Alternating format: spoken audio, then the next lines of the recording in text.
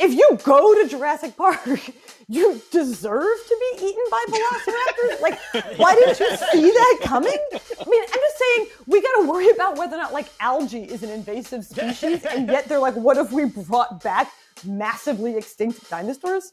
Not a good idea. I'm Hannah Kaiser, and this is The Bandwagon. Yeah! If you've been paying attention to baseball so far this season, you may have noticed something a little bit disturbing. And I'm not just talking about the fact that we've still not gotten a substantive update about the Mickey Callaway investigation. Seriously. Gross. How? On-field issues. And in 2021, there is no bigger existential crisis in baseball than the total lack of offensive production.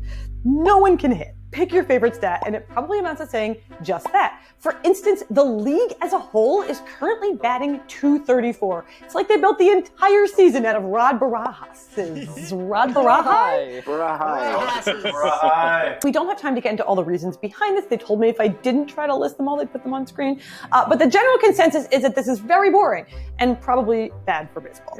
And thus, a number of possible rule changes are in the works at lower levels designed to get more action in the game, including possible alterations to the mound itself. The last time baseball had to go to such extremes to get pitchers back on, well, close to level ground with batters, 1968.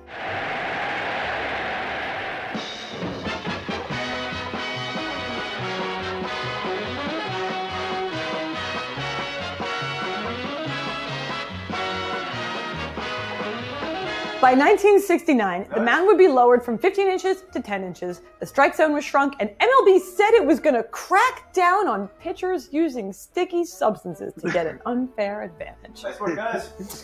But rather than remember the season for the awful offense that necessitated such a move, they called it the Year of the Pitcher. A 2010 Sports Illustrated article reminiscing about 1968 called it, quote, a magical summer when, quote, golden-armed hurlers reigned over the game. And the point is, they're doing so once again. If this is one of the last years that the game is played in such a pitcher-friendly environment, we should celebrate the incredible, outrageous performances that we may never see again, or at least not for another half century. Welcome to 2021, the Year of the Pitcher, the sequel. Literally, Too Fast, Too Furious, or at least too fast anyway. If it is 1968 all over again, you can call Jacob deGrom Bob Gibson. The latter won Cy Young and MVP that season for his live ball era record low 1.12 ERA with good? 13 complete game shutouts. Yeah, it is unlikely that deGrom will get to 13 complete games at all because that's modern baseball for you, but his average fastball is literally 99 miles per hour because that's also modern baseball for you. That's bad. Or at least it is if you are fully a freak of nature. Through 6 starts this season, he has a 0.68 ERA that has actually given up fewer earned runs than he himself has scored because in an innovative effort to keep things fair, no one else in the team is actually even allowed to have a successful at-bat while deGrom is pitching. And after carrying the other 25 guys for the past 6 weeks, is it any wonder that deGrom's back is aching? deGrom's fastball is the fastest ball, but velocity is up basically everywhere else too. In 2008, there were 214 pitches thrown over 100 miles per hour the entire season, and already this year, through early May, there have been 377 triple-digit pitches.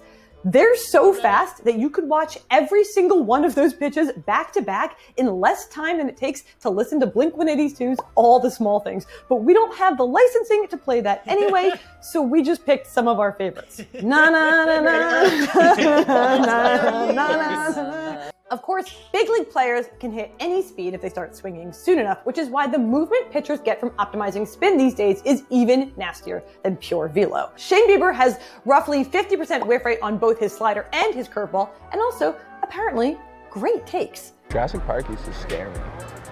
Kind of gnarly. Yeah. I would never go. Animated marble statue escaped from the Acropolis Tyler Glasnow throws stuff that is even filthier than his praise for his teammates.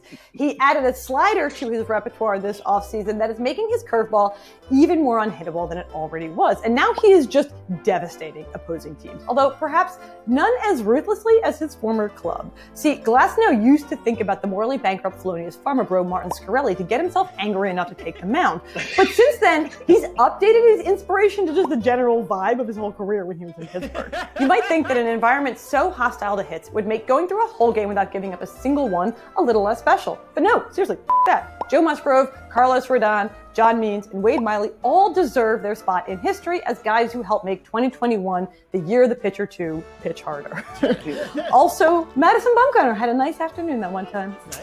They can't play baseball in a vacuum anyway, and we don't have to think that what these guys do on the mound is any less magical just because we can understand the context. So go ahead, root for pitchers. Someday you'll be talking about the golden-armed hurlers you got to see this summer. We can worry about what to do with them all later.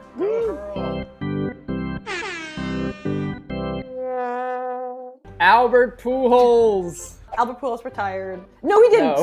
Sorry. He should have retired. That would have been significantly more dignified, less ignominious. You know how like sometimes people will be like, you're fired, and they'll be like, you can't fire me, I quit. Literally the exact opposite happened. They were like, you're fired, and he was like, I refuse to quit, and they were like, that's not applicable. Albert Pujols was very good, and then he was not. It wasn't a slow decline. It was a real harsh line between being good and being bad. I'm not a fan of the way that Albert Pujols is currently in the news. I see a lot of sort of like, we'll never remember this, we'll just think about the good years, and that's not true. Mustaches. Mike Yastrzemski and Austin Slater have grown friendship mustaches, and the mustaches look great. They look really good. Mike Yastrzemski also has this thing. What is this Soul thing? pads. Soul pads. That looks less good. Lose that and keep the mustache. The mustaches look really good. Sort of like period piece drama costumes in a way that like we're all conditioned to like because it makes us think that we're watching like a prestige HBO show when we're just watching the Giants. Dogecoin. I have no idea what that is. Someone said that to me recently and I was like, haha, yeah. The return of Bennifer. Jennifer Lopez, no longer dating Alex Rodriguez, is now dating Ben Affleck again. I'm going to tell you guys about a tweet now because it's really funny and I don't have a good joke of my own, so I'm going to steal somebody else's. It was just like a side-by-side news headline and it was like Jennifer Lopez and Ben Affleck are back together after 17 years. And then like a totally separate news story that was like cicadas are coming out from underground for the first time in 17 years. And somebody replied to this and just said, we don't even need to tell the cicadas that they broke up, which is the funniest. Like, I like the idea that the cicadas are like, what do we miss? And we were like, oh my God, so much. And they were like, Jennifer Lopez and Ben Affleck? And we're like, no, they're still together. Here's the thing, no, not a fan. I actually really liked J-Lo and A-Rod. You know that. You know that I am a J-Lo and A-Rod stan. This week, my guest is New York Times NBA and culture writer Sopan Deb, who writes some of my favorite stories about the sport that I otherwise wouldn't care that much about. And so we figured we'd have him on to see whether or not he can fix baseball. Sopan, take it away with your humble proposal to fix baseball. When I heard about the Astros cheating scandal with the trash cans, I thought it was one of the funniest things I've ever heard. Like the notion of like trash cans, like trash, that should just be the beginning. Like there should be like, you know, if you know that, you know, Kershaw's going to throw a curveball, you should be able to like do an air horn, you know. It would just be so, it would just make the sport, I think, a lot. It would add another level of gamesmanship, but it would also just be hilarious. Here's my question. Are you saying just get rid of all the rules around sign stealing and let chaos reign? This would be a radical shift that I think could make the sport a lot more fun. And one of them is like, yeah, make cameras part of the, because even if you have a camera on the, you know, you still have a split second to get it there.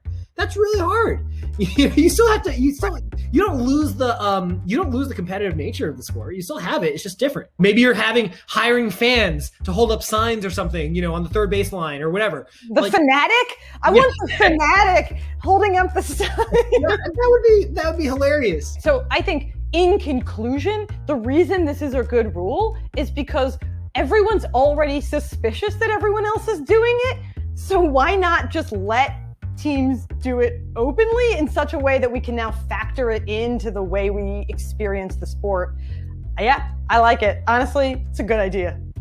Great. Well, I'll be expecting a royalty check from the MLB. From Rob Manfred and Co. So this week we talked about the fact that a lot of people watching baseball, including my dad, are noticing that the batters are really bad. And they're like, what the hell is this shit? Is it because the batters are so terrible or are the pitchers good? And they mean that rhetorically. They mean that in a way. They're talking the batters. But here's the thing. The pitchers are that good. And whether or not that's the style of baseball you want right now is a completely other conversation from whether or not you can just root for the pitchers and then be rewarded for your rooting with amazing pitching performances, as long as none of the people we talked about today break because of the bandwagon curse. Go pitchers!